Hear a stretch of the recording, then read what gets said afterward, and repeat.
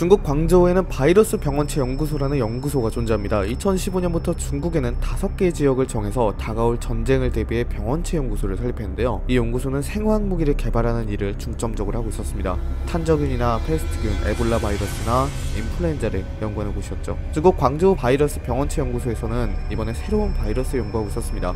코로나 바이러스였죠. 코로나 바이러스는 광범위한 호흡기 및 소화기 감염을 일으키는 바이러스였습니다. 공기 중으로 감염이 되기 때문에 한번 퍼지면 전염 속도가 빠르고 변이 속도도 빠릅니다. 이는 보건당국과 군대, 제독부대가 빠르게 처리할 수가 없음을 의미하죠. 변이 속도가 빠르기 때문에 치료제 개발도 힘들 뿐더러 전염 속도가 빨라 그 전에 많은 피해를 줄 수 있기 때문입니다. 하지만 모든 것에는 장단점이 있듯이 이 코로나 바이러스에도 한 가지 단점이 존재했습니다.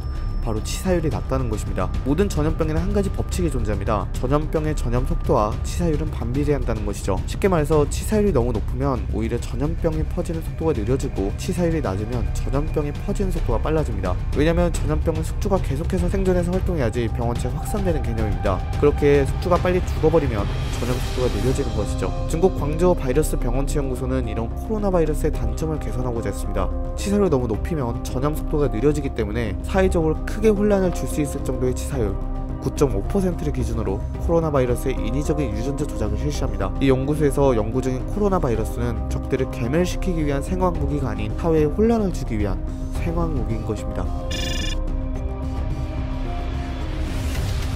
중국 한한령이 본격적으로 해제되면서 많은 중국인들이 대한민국에 관광을 오게 됩니다.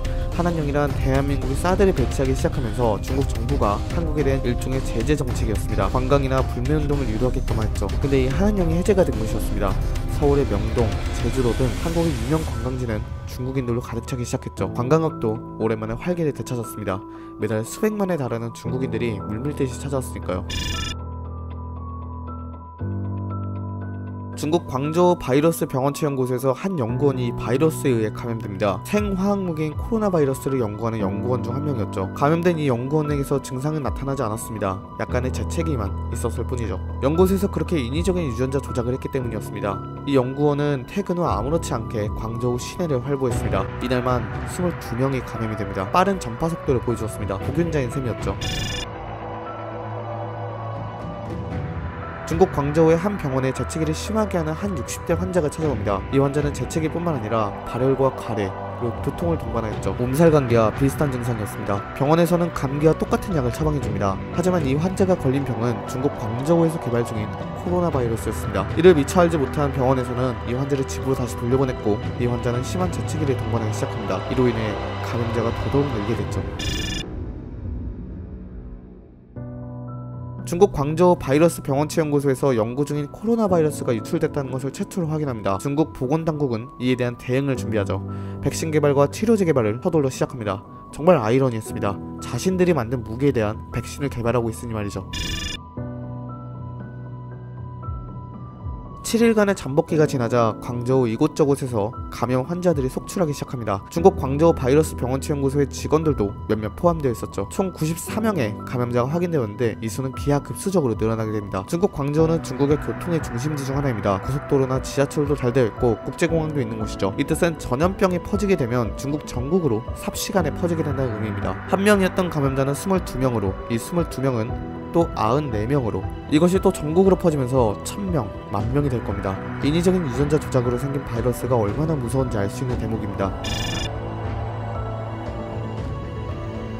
중국 광저우에서 최초로 사망자가 나오게 됩니다. 중국 광저우 내에 있는 병원들은 새로운 바이러스가 퍼졌다는 것을 감지합니다. 그리고 이에 대한 준비를 하기 시작하죠.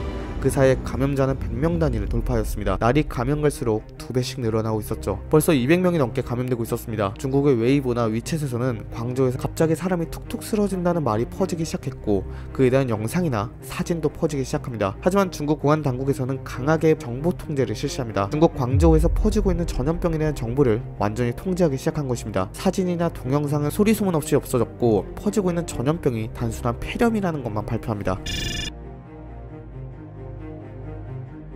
한편 WHO에서는 중국 광저우에서 퍼지고 있는 폐렴에 대해 경고를 합니다. WHO 내부의 정보원들이 이용하여 얻은 정보에 의하면 광저우 내부에서 폐렴으로 보이는 전염병이 퍼지고 있다는 것을 확인합니다. WHO에서는 중국 정부에게 광저우에 폐렴이 퍼지고 있으니 이에 주의해달라는 요청을 합니다. 중국 정부가 광저우에 퍼지고 있는 전염병을 최초로 인정합니다. 11명 정도가 새로운 신종 변형 코로나 바이러스에 감염되었다고 말하죠. 하지만 현 시간은 달랐습니다. 현재 943명이 감염되었고 3명의 사망자가 나왔죠. 허나 중국은 강력한 정보 통제를 하여 사실들을 모두 숨기고 있었습니다. 중국 내부의 불만과 이로 인해 생기는 경제적 손실이 두렵기 때문이었습니다. 이와 동시에 중국 정부는 바이러스의 근원지로 광저우 황샤 해산물 시장을 뽑았습니다. 황샤 해산물 시장은 해산물뿐만 아니라 다른 동물들을 산채로 팔기로 유명한 시장입니다. 중국의 모든 시장은 이렇게 공통점을 가지고 있는데요. 이 황샤 해산물 시장에서 팔고 있던 박쥐에서 새로운 코로나 바이러스가 발생되었는데 이것이 사람에게 전파되었다라고 발표를 합니다. 하지만 새빨간 거짓말이었죠.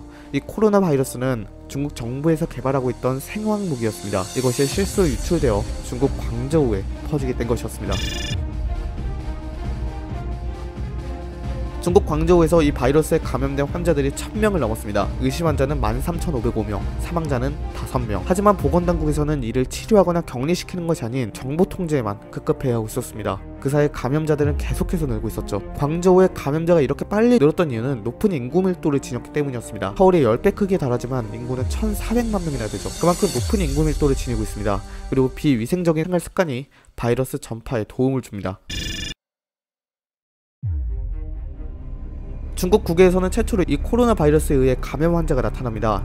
여름방학을 기념해서 광저우에 놀러갔다 온 16살의 한 청소년이 감염되었죠. 높은 열이 났기에 싱가포르 창의공항에 설치한 열화상 카메라에 걸려서 격리 조치가 되었는데 알고 보니 신종 코로나 바이러스에 감염되었던 것입니다.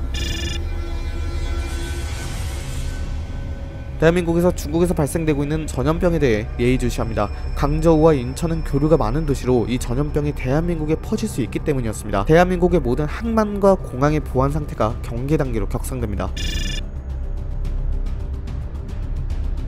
중국 광저우의 감염자는 기하급수적으로 늘어나면서 현재 1322명이 감염된 상태였습니다. 중국 당국도 생각보다 빠른 전염 속도에 당황을 하죠. 하지만 정보 통제는 계속해서 진행하고 있었습니다. 언론에서는 감염자가 54명밖에 감염되지 않았다고만 말하죠. 하지만 정보 통제가 계속되다 보니 심각성을 인지하지 못한 광저우의 시민들과 병원에서는 이를 대수롭지 않게 여기고 있었습니다. 유증상자들도 모두 격리 조치를 해야 하는데 이를 풀어버린 것입니다. 보건당국에서 초기 대응을 하지 못한 것이죠. 심각함을 인지한 WHO에서는 중국에 정보 통제를 풀 것을 요청합니다. 정보 통제가 심하다 보니 이 병의 확산 속도가 어느 정도인지 확인이 불가능한 것이었습니다. 전염병이 발생했을 경우 제일 첫 번째로 해야 하는 것은 100% 정보 교류가 있어야 합니다. 하지만 중국에서는 이것을 하지 않았죠. WHO에서는 중국으로 역학조사단을 파견하는가 하면 연구원들을 수집하여 이 질병을 연구하기 시작합니다.